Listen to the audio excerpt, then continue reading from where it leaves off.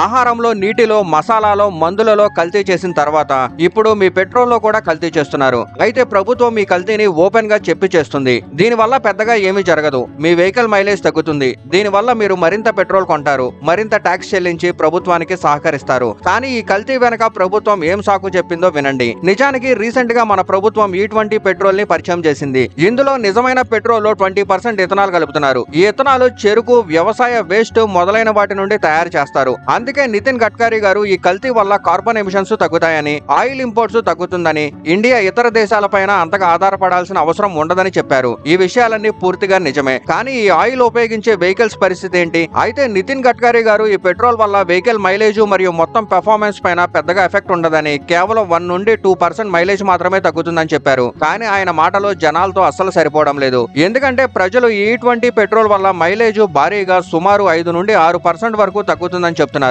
అంతేకాదు కొంతమంది experts ethanol ఒక డ్రై కిరోసిన్ ఫ్యూయల్ అని, తుప్పు పట్టించే ఫ్యూయల్ అని, ఇది వెహికల్స్ లో అనేక పార్ట్స్ ని చాలా వేగంగా దెబ్బతీస్తుందని చెప్తున్నారు. కాబట్టి ఈ పెట్రోల్ తో సమస్య పరిష్కారం అవుతుందని నాకు అనిపించడం లేదు. నిజానికి మన సమస్యలు మరింత పెరిగే అవకాశం ఉంది. దీనిపైన ఫుల్ వీడియో చేశాను, డిస్క్రిప్షన్ లో ఉంది, చూడండి.